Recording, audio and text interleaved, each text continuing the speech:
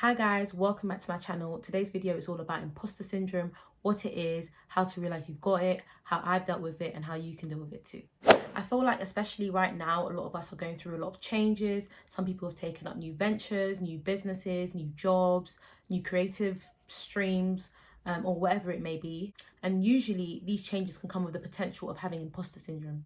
And if you're not too sure of what that is, imposter syndrome is basically feeling like you don't really belong within an environment, or everyone around you is a lot more put together than yourself. You feel like you might not have anything to contribute to this new environment, or you kind of question your own skills and talents. And even though everyone around you feels like you have it all together, you just feel like you don't.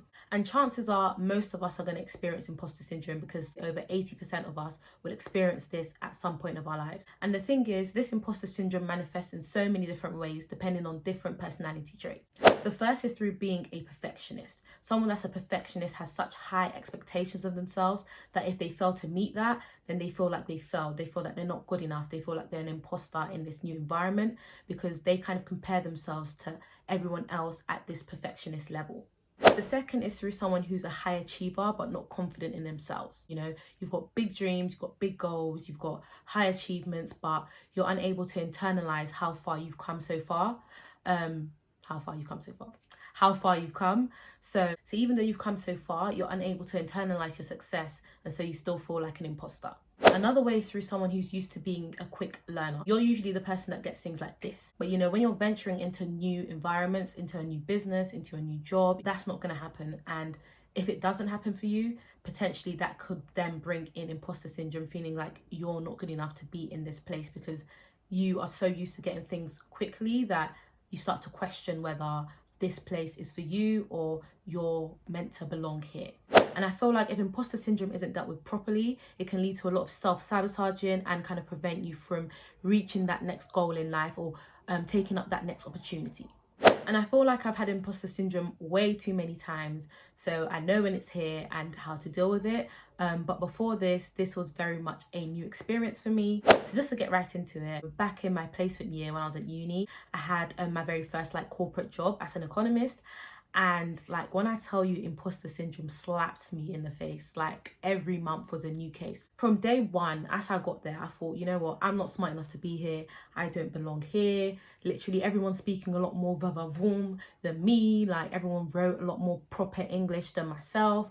And I just felt like I was an imposter in that environment. And not dealing with it at the time caused me to downplay my skills. So, you know, if there was a meeting and I had something to say, I had a good idea, I'll be like, oh, could we, I'll ask before I gave a suggestion, who does that? But, you know, I just used to be extra hesitant to give an input, which I guess if you're in somewhere that you're being monitored and your input matters, you would want to if you have a good idea, you would want to bring that forward. Because I felt like an imposter at the time, I was very hesitant to bring something new. And eventually I pushed past that, and at that time I didn't know it was imposter syndrome. And we come to another situation probably the month after at that point, where I'm in this conference. There's a lot of senior economists, and they're asking me, somebody asked me what's your take on Asia's economy given the last quarter, some sort of question like that. And everyone just turned to me. It wasn't even the question was difficult. It's just, I just felt like at that moment, whatever answer I'm coming to give here is not going to be up to scratch.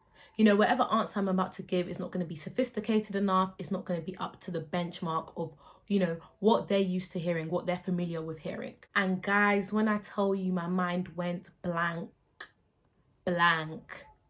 literally, my mind just empty. I just started talking rubbish. The whiffy answer I gave you, it was just, I don't even know. I just started I think I even talked about something that was even last year, wasn't even in the quarter.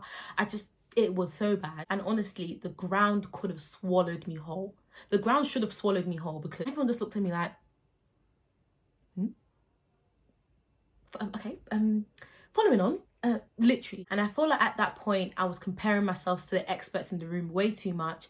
You know, they knew that I was junior, they knew that I was I wasn't even a graduate yet. So, you know, I think any input that I would have given would have just been good enough anyway. But I was just being too much of, you know, I don't know, just comparing myself way too much to the people there, and you know what they're expecting to hear, which, yeah.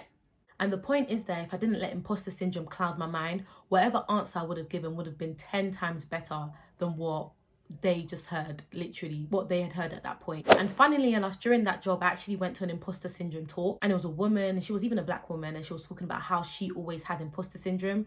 Each time she gets a promotion, each time she changes roles, like she always has imposter syndrome. And I was thinking, if this senior woman always gets imposter syndrome, why am I even, like, even the way she explained it, that's even allowed me to understand that what I was having was imposter syndrome.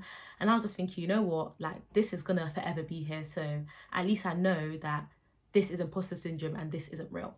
So finally, I just thought I'll give you some tips on how to deal with it. The first thing is realizing that imposter syndrome is an internal emotion. So the same way that everyone feels like you're put together, but you feel like you're not, other people may have that same imposter syndrome feeling, but you just feel like they're put together. So imposter syndrome is an isolated emotion. 82% of us, 82% will experience it at some point. So chances are, when you're feeling it, other people may feel it too. Even a lot of like CEOs, they're just kind of winging it. They don't know if they fit, they don't know if they're doing it right. So, you know, that is just something to take in mind. The second tip is to stop being a perfectionist.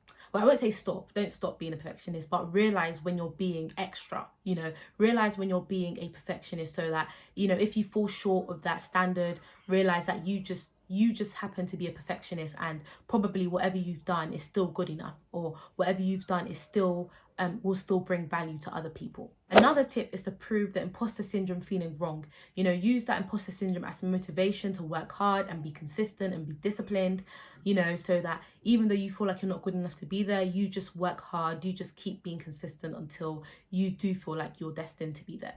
The last tip is to not care about what people think. You know, I've said this in another video, but if you don't take anything out of this, take not to care what people think. Maybe this time you were lucky. You know, a job just landed on your lap, or, you know, your business just blew out of nowhere, it just blew. And, you know, that's okay. It's not every day blood, sweat, tears, you know, discipline, consistency, this, that. You know, obviously those are good traits to have, but some people just get lucky. And you're in that position for a reason, and you shouldn't feel like an imposter because of it. So yeah, those are my tips there. It's good to just understand that imposter syndrome doesn't go away. You have to learn how to deal with it. That's it for today's video. If you liked it, please give it a thumbs up. Comment below if you've had any like imposter syndrome experiences. You know, one of the cures of imposter syndrome is knowing that you're not alone in having it. So yeah, stay blessed, and I'll see you in my next video. Bye.